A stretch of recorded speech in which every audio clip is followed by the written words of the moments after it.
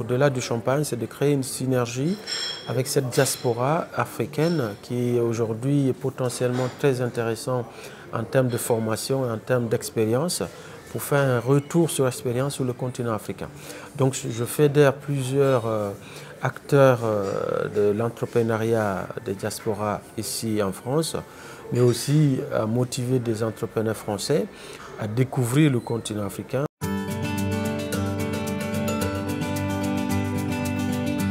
Je me nomme Diallo Mamadou Dian, originaire de la Guinée-Conakry. Je suis père de 4 enfants, 3 garçons et une fille, mariés bien sûr. Je suis arrivé en France en 2001 pour faire mes études à l'université de Valenciennes où j'ai validé mon premier diplôme en économie et gestion. Et par la suite, je suis arrivé à l'université de Lille 1, l'université des sciences technologiques de Lille 1 où j'ai validé un master, mon premier master en management et gestion des entreprises. En 2006, suite à quoi j'ai été débauché par une agence de communication qui se trouve à Paris, qui s'appelle Partema, qui promeut des grandes marques d'épicerie fine, notamment les champagnes et aussi les spiritueux de manière générale. J'ai évolué dans cette structure en tant que manager et puis brand ambassadeur de Moet Hennessy. C'est moi qui m'occupais de toute la partie marketing et stratégie, de mettre en place la stratégie marketing et les études de marché, mais aussi des animations commerciales, les formations des nouveaux commerciaux, animateurs dans les aéroports de Paris pour promouvoir les marques de Moet Hennessy du groupe LVMH. J'ai au préalable travaillé également pour Laurent Perrier et Piper Heidsieck, mais aussi Pommery. Toutes ces grandes maisons m'ont permis d'avoir vraiment une large connaissance du champagne, du monde des spiritueux, parce que j'étais formé régulièrement par ces grandes maisons de champagne qui m'ont donné, disons, la passion du champagne. Et suite à quoi, j'ai commencé à réfléchir sur pourquoi pas lancer une marque de champagne qui portait un nom africain. L'histoire du champagne Dian Diallo a démarré exactement en 2013.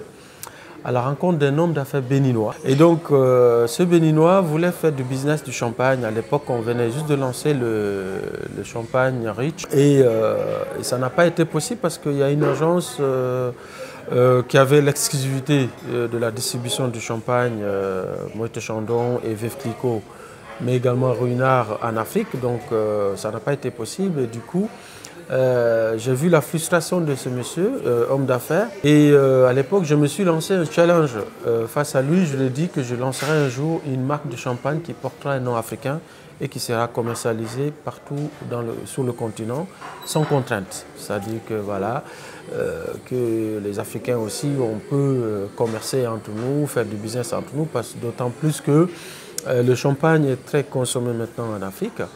Et notamment grâce à cette classe moyenne qui émerge aujourd'hui. Et donc après avoir fait une étude de marché, je me suis aperçu évidemment que de manière générale, les Africains, les Antillais de manière générale, ont une manière de consommer le champagne qui est différente de ceux des Occidentaux. Ça veut dire que nous sommes habitués à des mets épicés. Et du coup, les champagnes bruts ne sont pas très adaptés à la plupart des consommateurs africains. Pourquoi? Parce que lorsqu'on consomme du champagne brut, il y a une acidité déjà dans le brut. Et donc, en consommant du champagne brut, en ayant un palais, un mets épicé, cela accentue davantage l'amertume qu'il y a, l'acidité qu'il y a dans le brut, ce qui fait qu'il y a une petite amertume qui n'est pas agréable au palais. Et c'est ce qui fait que, naturellement, la plupart des Africains, des Antillais, ont tendance à consommer du champagne demi-sec. En déclin dans les pays occidentaux. Pourquoi? Parce qu'il y a un excès de sucre dans les champagnes demi-secs. Pour vous donner une ordre d'idée, le champagne demi-sec est dosé jusqu'à 50 grammes par litre.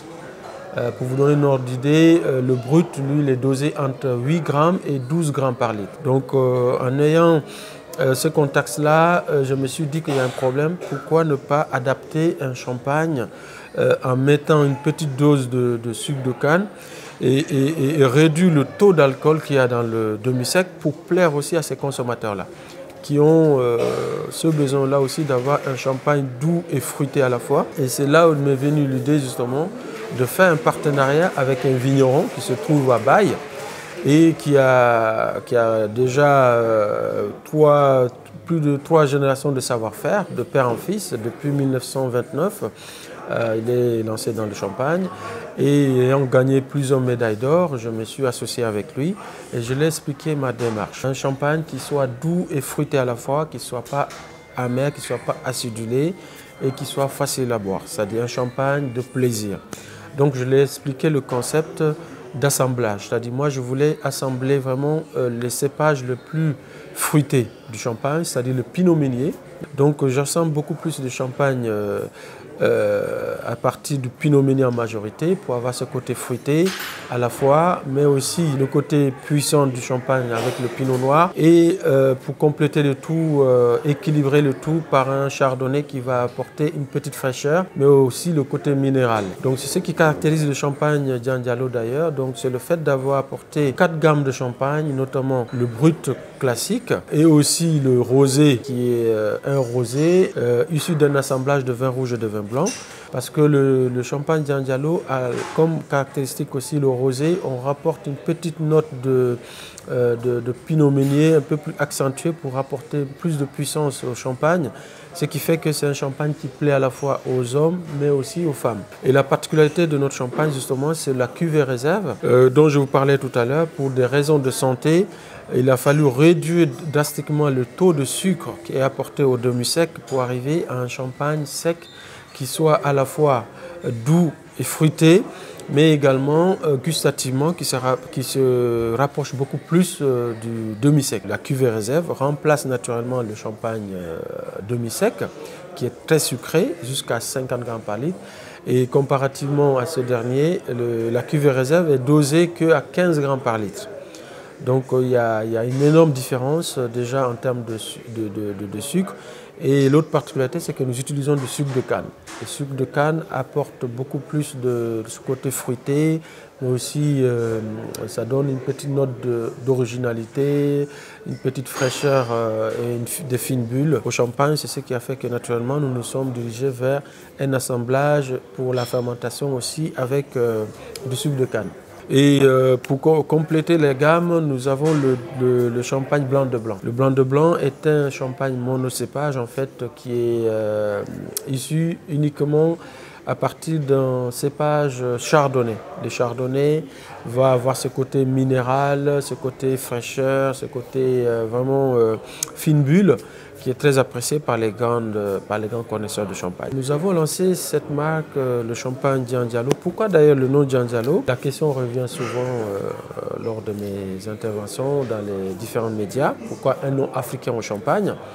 Et justement, il est de tradition dans Champagne que les marques de champagne portent les noms de son créateur, de leur créateur. Et donc, vu que je m'appelle Giangialo, je ne voyais pas l'utilité d'appeler mon champagne François Dupont, par exemple. Voilà. Ce qui fait que, naturellement, j'ai fait le choix de l'appeler Giangialo comme mon nom. Et aussi, pour des raisons aussi d'éveiller les consciences, dire aussi aux Africains que c'est possible d'aller dans un domaine où on ne nous attend pas forcément. Et donc cela a été possible en 2017. Nous avons lancé la marque de champagne Giangialo, aujourd'hui qui est vendue dans plusieurs pays, notamment en Afrique. On a eu une forte croissance en 2018. En Afrique notamment, à Abidjan, on vendait aussi notre champagne au Bénin d'ailleurs aussi, dans certaines boîtes de nuit et également dans certains restaurants, mais également au Togo. Et aussi nous vendons aussi le champagne au Sénégal à travers Auchan. Et nous le vendons également dans plusieurs pays en Europe, y compris la France, la Belgique, en Norvège également. Et là, nous avons des perspectives de développement, surtout aux États-Unis, où nous avons été le sponsor des 40 ans de Thriller de Michael Jackson, à travers ce sponsoring où on avait les 2 enfants de Michael Jackson, notamment Prince Jackson et aussi Paris Jackson, qui a bien accueilli le champagne Giangialo. Et à la présence aussi de Stevie Wonder, il y avait Beyoncé, il y avait pas mal de grandes stars américaines qui ont vraiment apprécié la dégustation, qui ont apprécié le champagne Diaghialo, où nous sommes actuellement en train de développer une stratégie de développement sur le continent américain. Nous avons, dès la première année, été sponsor aussi du Festival de Cannes. Le Festival de Cannes du pavillon Afrique, où nous avons été invités en tant que sponsor, en tant que partenaire sponsor, bien entendu.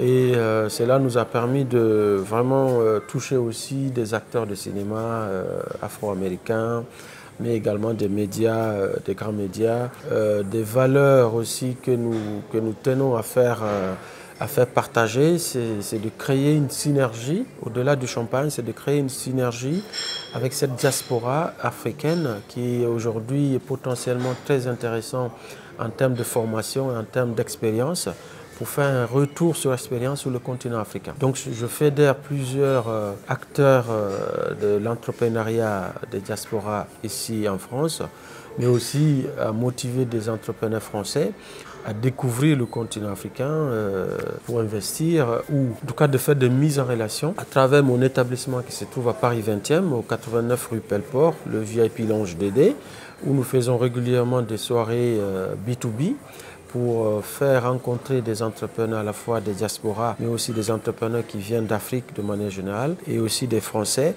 pour faire des mises en relation et développer du business. Voilà, je vous remercie vraiment Bénin Télévision de m'avoir permis de m'exprimer aujourd'hui pour éclairer en tout cas mes idées et aussi mes projets, mais aussi mon entreprise au Bénin, au Béninois, où nous souhaitons vraiment également commercialiser très prochainement nos champagnes. Mais aussi nous lançons un appel aussi aux autres Africains des différents pays de nous accompagner dans la distribution du champagne dans tous les pays africains. Parce qu'aujourd'hui, il y a du potentiel vraiment dans tous ces pays-là et nous cherchons des partenaires clés pour la distribution de ce champagne, d'autant plus que nous avons déjà des clientèles dans ces différents pays. Je vous remercie et merci encore Bénin Télévision.